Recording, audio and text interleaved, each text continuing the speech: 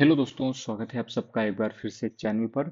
इस वीडियो के माध्यम से हम यूपिटर प्लस ग्राम पंचायत अधिकारी के लिए जो हम लोग मॉक टेस्ट या प्रैक्टिस सेट कह सकते हैं जिसको कर रहे हैं, तो ये आपके लिए काफ़ी ज़्यादा महत्वपूर्ण होगी और इसके माध्यम से आपका अच्छा खासा रिवीजन हो जाएगा। और जो भी चीज़ें आपको अभी कि लगता है कि थोड़ा कमज़ोर हैं, आप देखेंगे अगर आपके क्वेश्चन गलत हो रहे हैं तो आप उस टॉपिक को रिवीजन करिए और ज़्यादा से ज़्यादा इन्हीं सब चीज़ों पर समय दीजिए ताकि आप चीज़ों को ज़्यादा से ज़्यादा रिवाइज कर सकें और प्रैक्टिस सेट सबसे ज़्यादा करिए। ठीक है, तो चलिए हम स्टार्ट करते हैं। ये जहाँ तक 22वां टेस्ट है जो कि आप लोगों को मैं यूट्यूब के माध्यम से करा रहा हूँ, तो इसके पहले 21 टेस्ट हैं जो कि हमने करवाए हैं, जिन्हें आप देख सकते हैं, जिससे आपका अच्छा खासा रिवीजन है जो कि हो जाएगा काफ़ी कम समय में। ठीक है, चलिए हम स्टार्ट करते हैं। चैनल को जरूर सब्सक्राइब के लिए सपोर्ट करिए दोस्तों। ठीक है, तो चलिए हम लोग स्टार्ट करते हैं। तो यहाँ पर देखिए पहला क्वेश्चन क्या है।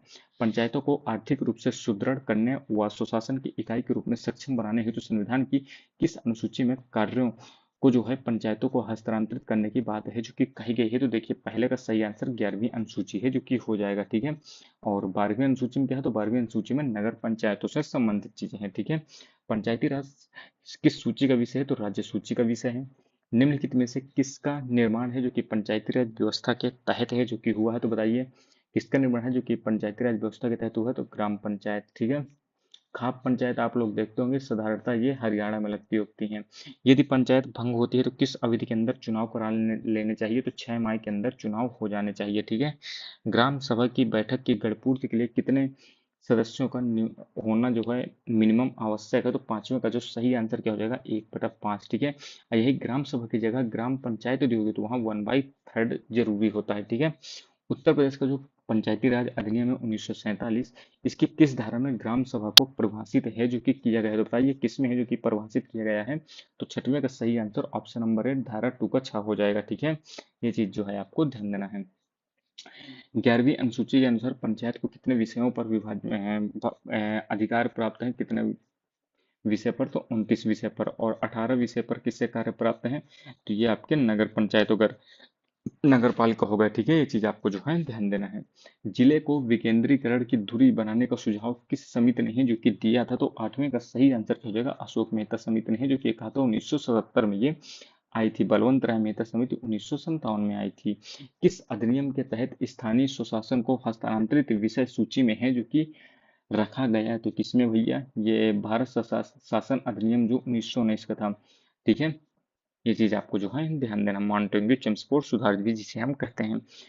अनुसूचित क्षेत्रों में रहने वाले लोगों के लिए न्याय सभाओं के माध्यम से सुशासन सुनिश्चित करने के लिए कौन सा अधिनियम है जो कि आया था, तो ये भैया पेशा अधिनियम है जो कि आया था 1996 में ये आया था। ठीक है, पॉक्सो एक्ट तो देखिए 2013-14 के आसपास आया था। ये क्या कहते हैं, जो नाबालिग महिलाएं हैं उनके लिए, नाबालिग बच्चियों के जो रेप वगैरह होते हैं तो उनसे निपटने के लिए है जो कि इसे लाया गया था। ये चीज जो है आपको ध्यान देना है। भारत में अधिकांश ग्राम जो है किस रूप में है जो कि पाए जाते हैं, तो इसका सही आंसर अकेंद्रित और छिटपुट दोनों होगा, यानी ऑप्शन नंबर सी हो जाएगा। कई ग्राम हैं जो कि टुकड़ों में हैं। ठीक है, छोटे छोटे पुरवा हैं, मिलकर गांव बनते हैं और ये डिसेंट्रलाइज्ड हैं। ये चीज भी है जो कि आपको ध्यान देना है। निम्नलिखित में से सही है, तो कथन क्या है, पंचायती राज व्यवस्था जो है लोकतंत्र के वास्तविक धरातल पर लाने की प्रथम पाठशाला है। बिल्कुल सही बात है, क्योंकि कारण जब हो ना तो पहला जब कथन दिया हो उसे पढ़िए, कथन के बाद क्यों जरूर लगाइए, क्योंकि इसमें समाज के सभी नागरिक प्रत्यक्ष रूप में सहभागिता निभाते हैं। तो बिल्कुल सही बात है, ये इसमें सही आंसर हो जाएगा। ग्राम स्वराज की मूल इकाई क्या होती है, तो क्या होती है भैया, ग्राम सभा है जो कि यहाँ पर सही आंसर हो जाएगा। ग्राम पंचायत के कितने स्थान महिलाओं के लिए आरक्षित है, कितने स्थान है, 1/3 मिनिमम होने चाहिए। आ रही बात मैक्सिमम, मैक्सिमम ध्यान दीजिएगा, अगर यहीं पर क्या कहते हैं मैक्सिमम लग जाए कि अधिकतम कितने, अधिकतम महिलाओं के लिए आरक्षण आरक्षण कितने प्रतिशत है, तो वहां पर नन ऑफ हो जाएगा, यानी कोई सीमा नहीं तय की गई। मिनिमम की तय की गई, मैक्सिमम की तय नहीं की गई है। कितनी जनसंख्या के परिप्रेक्ष्य में ग्राम पंचायत के गठन का प्रावधान है, ये देखिए यूपी के परिप्रेक्ष्य में है तो 1000 पर। ये चीज जो है आपको ध्यान देना है। ठीक है, और मिनिमम मेंबर कितने होंगे, तो 9 मेंबर मिनिमम होने चाहिए 1000 पर। ठीक है, 1000 से 2000 तक 9, 2000 से 3000 पर तो 11, ऐसे 15 मैक्सिमम सदस्य हैं जो कि होते हैं। ठीक है, ये चीज भी आपको ध्यान देना है। पंचायत चुनाव के संचालन का पर्यवेक्षण कौन है जो कि करता है, तो 16 का सही आंसर जिलाधिकारी। ठीक है, पर्यवेक्षण करता है जिलाधिकारी। और कौन इसे अधिकार देता है पर्यवेक्षण करने का, तो ये राज्य चुनाव आयोग है जो कि अधिकार देता है। पंचायतों का चुनाव जो है राज्य निर्वाचन आयोग द्वारा किस वर्ष से है जो कि कराया जा रहा है? तो बताइए पंचायतों का चुनाव राज्य निर्वाचन आयोग कब से करा रहा है? तो 17 का सही आंसर क्या हो जाएगा? ऑप्शन नंबर सी 1995, क्योंकि राज्य निर्वाचन आयोग स्वयं ही 1994 में है जो कि इस्टेब्लिश्ड होता है। ठीक है, और कौन सा आर्टिकल होता है? 243 का के, ये चीज भी है जो कि आपको ध्यान देना है। निम्न कथनों में आपको असत्य कथन है जो कि बताना है। कौन सा भैया असत्य है? ग्राम स्तर पर किसी पंचायत के अध्यक्ष का चुनाव पंचायत सदस्यों द्वारा अपनों से किया जाता है। ठीक है। ग्राम स्तर पर किसी पंचायत के अध्यक्ष का चुनाव निर्वाचन संबंधी रीति विधानमंडल द्वारा विनिश्चित की जाती है। ठीक है। मध्यवर्ती स्तर पर अध्यक्ष का चुनाव सदस्यों द्वारा अपनों में से किया जाता है। देखते हैं। जिला स्तर पर पंचायत अध्यक्ष का चुनाव जो है निर्वाचन सदस्यों द्वारा अपनों में से है जो कि किया जाता है। तो 18वें में देखिए ये बात आपकी गलत हो जाएगी। ठीक है, इसीलिए यही आपका सही हो जाएगा। ठीक है। भारत संविधान का जो आर्टिकल है 243 सी का 4, ये जो है किससे संबंधित है? तो सी देखिए स्ट्रक्चर से संबंधित है, समानतः है आपका। तो इसमें देखिए 19वें का जो सही आंसर हो जाएगा ऑप्शन नंबर सी हो जाएगा। पंचायत के अध्यक्ष और सदस्यों को पंचायत के जो भी अधिवेशन होते हैं उनमें मत देने का अधिकार है जो कि होता है। ये चीज जो है आपको ध्यान देना है। इसमें जो है जो भी जैसे सांसद उस क्षेत्र का होता है या विधायक होता है वो इस बैठक में शामिल हो सकते हैं, इस बैठक में चर्चा कर सकते हैं, लेकिन वो वोट नहीं दे सकते हैं। ये चीज आपको जो है ध्यान देना है। 73वां जो संविधान संशोधन 1992 है, इसके तहत किस प्रकार के उपबंध है जो कि किए गए हैं? तो इसके माध्यम से देखिए आदेशात्मक और स्वविवेकी दोनों प्रकार के उपबंध हैं जो कि किए गए हैं। अगला है उत्तर प्रदेश में पंचायतों का द्वितीय आम चुनाव जो है किस वर्ष है जो कि संपन्न किया गया? तो 21वें का सही आंसर 1955 हो जाएगा। ठीक है, बहुत ही महत्वपूर्ण है इनके। देखिए जितने भी आम चुनाव हैं आपको जानकारी होनी चाहिए। प्रथम आम चुनाव कब हुए थे? 1947-48 से के आसपास हुए थे। ठीक है। वर्तमान में मनरेगा योजना के तहत उत्तर प्रदेश में एक दिन की मजदूरी कितनी है भैया इस समय? तो 22वें में देखिए सही आंसर यहाँ पर तो देखिए 230 इस समय का है, लेकिन वर्तमान में आप लोग गूगल में सर्च करके बताइए यहाँ पर मनरेगा में इस समय कितना रुपया है जो कि पर डे मिल रहा है। जिला योजना समिति के गठन का प्रावधान किस संविधान संशोधन में है जो कि किया गया? तो 23 का सही आंसर देखिए 74वां संविधान संशोधन हो जाएगा, क्योंकि यही नगर पंचायत से संबंधित था। ठीक है। 73वां तो आपका ग्राम पंचायत वगैरह से संबंधित है, ये पंचायती राज से संबंधित है। 15वां जो वित्त आयोग की सिफारिशें हैं ये 2021-22 से 25-26 के लिए हैं, और पंचायतों को इसमें जो है किस क्षेत्र के लिए है जो कि 1.42 लाख करोड़ का अनुदान है जो कि सशर्त मिला हुआ है, यानी क्या कहते हैं यहाँ इसका मतलब है टाइड अनुदान है ये जो मिला हुआ है। ठीक है, तो ये किसके लिए है जो कि मिला है? तो ध्यान दीजिएगा साफ पानी और स्वच्छता के लिए है जो कि इतना रुपया पास किया गया है, सशर्त अनुदान ये। ठीक है, यानी इसी के अलावा और किसी में काम पर नहीं खर्च कर सकते हैं इतना 1.42 लाख करोड़।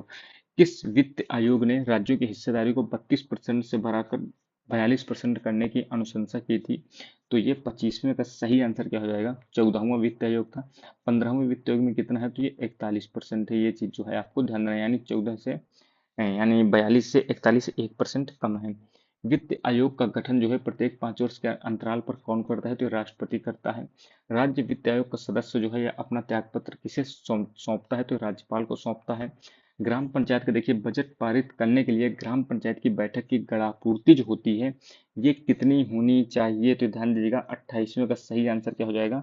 कुल सदस्य संख्या का आधे से अधिक यानी 1/2 से आपका अधिक सदस्य संख्या है जो कि होनी चाहिए। ठीक है, और बजट तैयार कौन करता है? तो ग्राम पंचायत सचिव के माध्यम से जो कि बजट तैयार करने का काम है जो कि किया जाता है।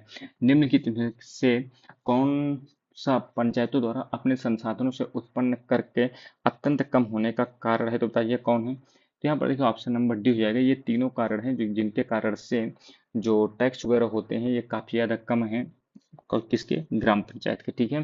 अगला है निम्नलिखित में से अनुपलब्धता प्रमाण पत्र किस प्रपत्र संख्या पर है जो कि जारी किया जाता है? तो अनुपलब्धता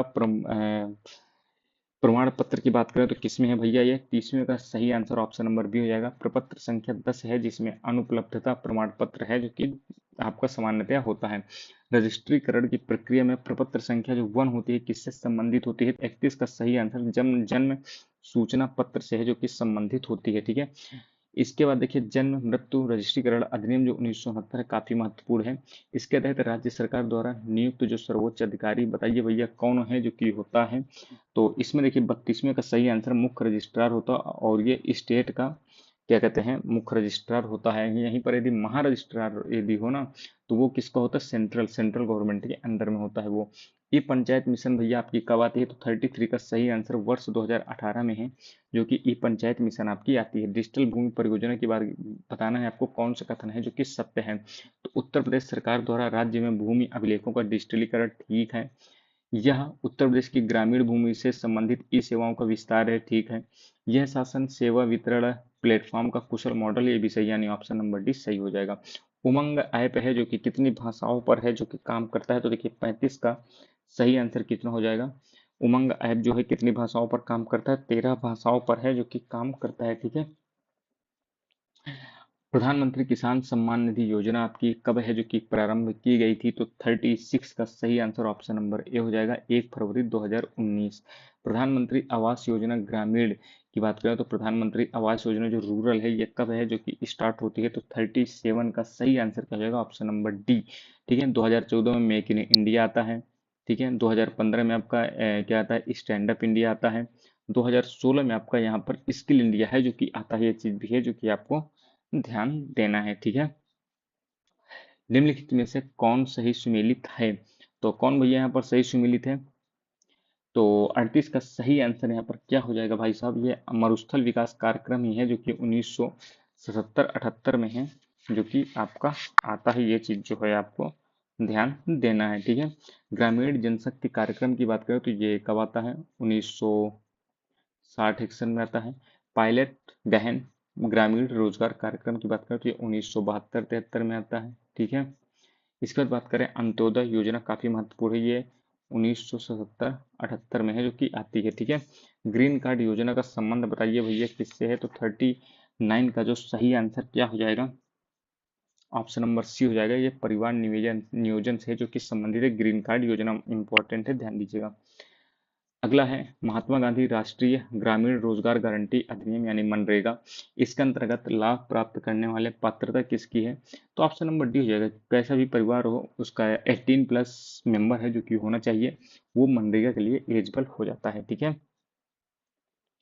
इसके बाद बात करें कॉमन सर्विस सेंटर योजना का उद्देश्य क्या है? तो ये सभी चीजें हैं, ई सेवा प्रदान करना, ग्रामीण रोजगार देना और योजना के क्रियान्वयन को क्या कहते हैं आगे बढ़ाना। तो ये सब चीजें हैं जो कि कॉमन सर्विस सेंटर का जो है क्या कहते हैं उद्देश्य। कॉमन सर्विस सेंटर कब स्टार्ट होती है? 2006 में आती है।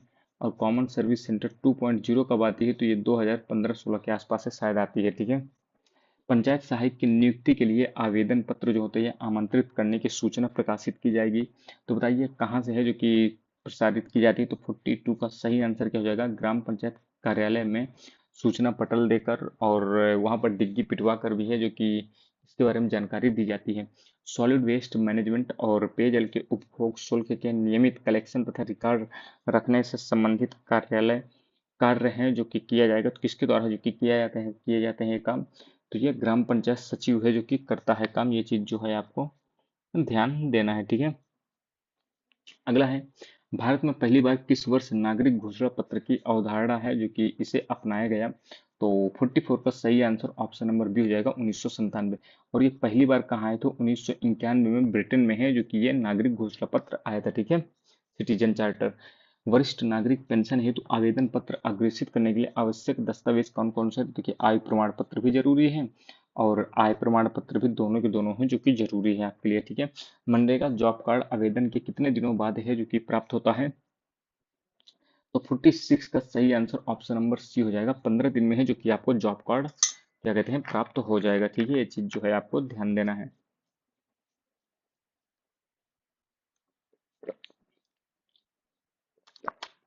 47 नंबर क्वेश्चन है, पंचायत से संबंधित सेवा वितरण और संबंधित शिकायत निवारण तंत्र जो है किनके द्वारा है जो कि निर्धारित किया जाता है? तो यहाँ पर देखिए 47 का सही आंसर क्या हो जाएगा? राज्य सरकार के द्वारा जो कि ये सब काम किया जाएगा, शिकायत केंद्र वगैरह जो है स्थापित किया जाता है, क्योंकि पंचायत जो होती है ये राज्य सूची का विषय है। वर्ष 2023-24 का जो वार्षिक बजट है, इसमें प्रधानमंत्री ग्राम सड़क योजना के लिए कितनी धनराशि है जो कि व्यय करने का प्रावधान है जो कि किया गया था, तो 48 का सही आंसर हो जाएगा 19,000 करोड़। ठीक है। अब प्रधानमंत्री ग्राम सड़क योजना आती कब है, तो ये आती है 25 दिसंबर सन 2000 को। ये चीज भी है जो कि आपको ध्यान देना है। और वर्तमान में इसका फेज 4 है जो कि चल रहा है, ये चीज भी है, ध्यान दीजिएगा। उत्तर प्रदेश में जो मुख्यमंत्री आवास योजना ग्रामीण है, इसकी शुरुआत कब हुई थी, तो 49 का सही आंसर क्या हो जाएगा, ऑप्शन नंबर बी, फरवरी 2018। ठीक है। उत्तर प्रदेश में मुख्यमंत्री समग्र ग्राम विकास योजना की बात करें तो ये भैया कब आती है, तो 50 का सही आंसर क्या हो जाएगा, ऑप्शन नंबर बी हो जाएगा। ये सन 2018 में है जो कि आती है, चीज भी आपको ध्यान देना है। सबरी संकल्प अभियान उत्तर प्रदेश में ये किससे संबंधित है, तो कुपोषण को दूर करने से संबंधित है। अटल भूजल योजना की बात करें तो ये किससे संबंधित है, तो 52 का सही आंसर क्या हो जाएगा भैया, तो ऑप्शन नंबर ए हो जाएगा, भूजल प्रबंधन को बेहतर करना। ठीक है। जवाहर रोजगार योजना किस पंचवर्षीय योजना में है जो कि शुरू की गई थी, तो 53rd का सही आंसर क्या हो जाएगा, ऑप्शन नंबर डी हो जाएगा, सप्तम, क्या कहते हैं, सातवीं जो पंचवर्षीय योजना थी। निम्नलिखित में से किसे भारत में फसल बीमा के जनक के रूप में है जो कि जाना जाता है, तो ये कौन है, तो प्रोफेसर वीएम डांडेकर हैं, जिन्हें हम फसल बीमा का जनक है जो कि सामान्यतः जानते हैं। निम्नलिखित में से आपको बताना है, सही मिलान करना है यहाँ पर। तो यहाँ पर देखिए 55 का सही आंसर जो है आपका क्या हो जाएगा, ए का तो 1 हो जाएगा, ठीक है, बी का भी 2 हो जाएगा, तो सी का 3 और डी का 4, चारों के चारों यानी सुमेलित है। ग्रामीण आवासीय योजना जो है ये 1957-58 में आती है। ग्रामीण विद्युतीकरण योजना की बात करें तो 1969-70 में आती है। 10 लाख कूप योजना की बात करें तो ये कब आती है भैया, 1989-90 में आती है। ठीक है। गांधी ग्राम योजना की बात करें तो ये 1995-96 में है जो कि आती है।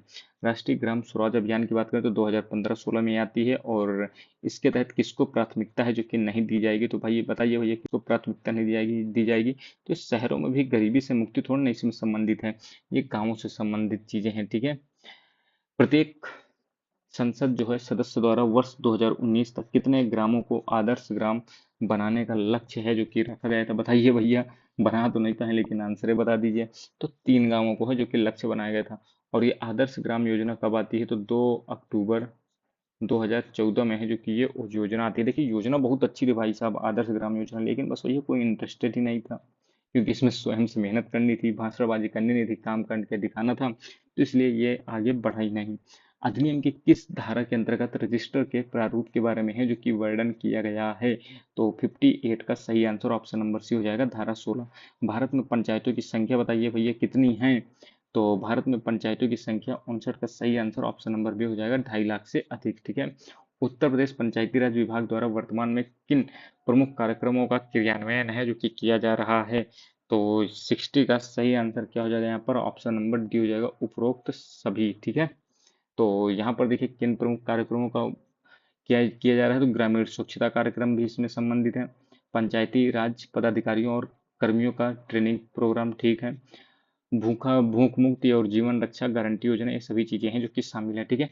भूमि प्रबंधक समिति का कार्य, सबसे पहले ध्यान दीजिएगा, भूमि प्रबंधक समिति का उल्लेख कहाँ है, तो 1947 की जो धारा है, धारा 2 का भाग उसमें उल्लेख है। ठीक है। और धारा 28 में इसके कार्यों से संबंधित चीजें हैं जो कि दी गई हैं। अब भूमि प्रबंधक समिति का जो सचिव होता है ये लेखपाल होता है, कई बार बता चुका हूँ, ध्यान दीजिएगा। ये देखिए भूमि का बंदोबस्त करना, प्रबंध करना इससे संबंधित है, या वन और वृक्षों का विकास करना, आबादी स्थल तथा ग्राम संचार साधनों का अनुरक्षण और विकास, ग्राम संपत्ति का अंतराल। तो 61 का सही आंसर क्या हो जाएगा, कार्य नहीं है, ये पूछा गया है आपसे, तो ये तीनों कार्य हैं, लेकिन जो ग्राम संपत्तियों का ये अंतरण होता है भाई साहब, भूमि प्रबंधक समिति जो है नहीं करता है। ठीक है। ये सब चीजें डीएम के अंडर में आती हैं सीधा। ग्राम सभाओं के जन्म मृत्यु रजिस्टर को उचित ढंग से पूर्ण कराने का कार्य किसका होता है, ये तो ग्राम पंचायत अधिकारी को होता है। 63 क्वेश्चन क्या है, ग्राम पंचायत के कर्मचारी किसके नियंत्रण में आते हैं, तो ये सब देखिए ग्राम पंचायत अधिकारी के अंडर में है जो कि आते हैं। और कौन कौन कर्मचारी होते हैं, एक तो पंचायत सहायक हो जाएगा, पंचायत सहायक के अलावा जो देखिए एक रोजगार कार्यालय होता है, वहाँ पर जो कर्मचारी बैठता है वो भी इसी के अंतर्गत आता है। और इसके अलावा जो कर्मचारी होते हैं, जैसे झाड़ू लगाने वाला होता है, पानी वगैरह पिलाने के लिए होता है, जो ग्रुप डी में आते हैं। तो ये सब जो है अधिकारी होते हैं, ये सब जो कर्मचारी होते हैं, ये ग्राम पंचायत अधिकारी के अंडर में आते हैं। अगला है ग्राम सभा द्वारा लगाए गए शुल्कों का एकत्रीकरण कौन करता है? सेक्रेटरी करता है। पंचायत से संबंधित सभी कार्यों की निगरानी के लिए कौन सा डिजिटल ऐप है जो कि जारी किया गया है? तो ध्यान दीजिएगा, 65 का सही आंसर ऑप्शन नंबर ए हो जाएगा, ई ग्राम स्वराज। अब देखिए 66 से लेकर 80 तक हमारे क्या कहते हैं कंप्यूटर का पोर्शन है, तो इसे हम कंप्लीट कर लेते हैं। इसके बाद यूपी है। कंप्यूटर का वह भाग जो प्रोग्राम डिजाइन करता है, लिखता है, मेंटेन करता है। बताइए भैया कौन है ये प्रोग्रामर है। निम्नलिखित में से कौन सा पर्सनल कंप्यूटर का एक भाग नहीं है? कौन है जो कि भाग नहीं है पर्सनल कंप्यूटर का? तो 67 का सही आंसर ऑप्शन नंबर बी हो जाएगा। यूएसबी थोड़ा नहीं, ये तो एसेसरीज में आ जाएगा। कौन सा केस आधारित लर्निंग का एक उदाहरण है? तो केस आधारित लर्निंग का उदाहरण भैया कौन है? तो 68 का सही आंसर के निकटतम पड़ोसी। ठीक है। लेजी लर्निंग एल्गोरिथम का दूसरा नाम क्या है? तो 69 का सही आंसर हो जाएगा के नियरेस्ट नेबर। ठीक है, यानी के निकटतम पड़ोसी इसका हिंदी रूपांतरण है। बाकी आपको ध्यान देना के नियरेस्ट नेबर, ये जो कि ध्यान देना है। एक डेडिकेटेड कंप्यूटर जो होता है, ये केवल एक व्यक्ति द्वारा उपयोग किया जाता है, बिल्कुल गलत बात है। एक को सौंपा गया है और केवल एक ही कार्य करता है, एक प्रकार का सॉफ्टवेयर है, केवल एप्लीकेशन सॉफ्टवेयर है। तो 70 का देखिए सही आंसर क्या हो जाएगा? ये डेडिकेटेड कंप्यूटर जो होता है, ये एक को सौंपा जाता है और केवल एक ही कार्य है जो कि करता है डेडिकेटेड होकर। ठीक है। कंप्यूटर के संदर्भ में जो भी वेटवेयर होते हैं, वेटवेयर का मतलब आपका क्या होता है? तो 71 का सही आंसर क्या हो जाएगा? ये मानव मस्तिष्क। ठीक है। वीआरएमएल का जो फाइल एक्सटेंशन होता है, ये क्या होता है? तो 72 का सही आंसर क्या हो जाएगा? .wrl हो जाएगा। ठीक है। E M V, E M V chip card में ई का मतलब क्या है बताइए भैया? 73 का सही आंसर क्या हो जाएगा? यूरोपे। अब ई एम वी का फुल फॉर्म बताइए भैया। यूरोपे तो आपको पता चल गया, इसके बाद आगे भी तो बताइए, आगे भी आपको पता होना चाहिए। मैं पिछली बार किसी न किसी टेस्ट में करवा चुका हूँ, तो इसलिए इसका आप फुल फॉर्म आप लोग खुद बताएंगे। एम एस वर्ड 2019 में जो फुट नोट होते हैं, इनको इंसर्ट करने के लिए किस शॉर्टकट की का उपयोग है जो कि किया जाता है? तो control plus alt plus F का उपयोग है जो कि किया जाता है फुट नोट को इंसर्ट करने के लिए। Control plus alt plus F, F for footnote. ठीक। शॉर्टकट कुंजी जो कंट्रोल एक्स है, ये किसके लिए किया जाता है? तो ये देखिए कट करने के लिए है जो कि किया जाता है। तो सेलेक्ट किए गए टेक्स्ट को कट करने के लिए। अगला है वर्ड डॉक्यूमेंट के संदर्भ में जो गटर होता है, ये शब्द किसमें प्रयोग होता है? तो देखिए यदि आप लोगों ने वर्ड डॉक्यूमेंट यानी एमएस वर्ड को चलाया होगा, तो गटर शब्द जरूर आपने सुना होगा।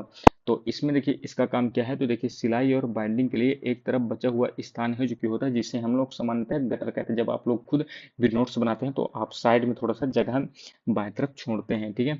जब आप एम एस एक्सेल में स्प्रेडशीट खोलते हैं तो डॉट डॉट एक्सेल वर्कशीट का नाम है जो कि प्रदर्शित होता है, तो टाइटल बार में है जो कि प्रदर्शित होता है। निम्नलिखित में से कौन सा इंटरनेट बैंकिंग का एक लाभ नहीं है? तो बताइए कौन सा नहीं है?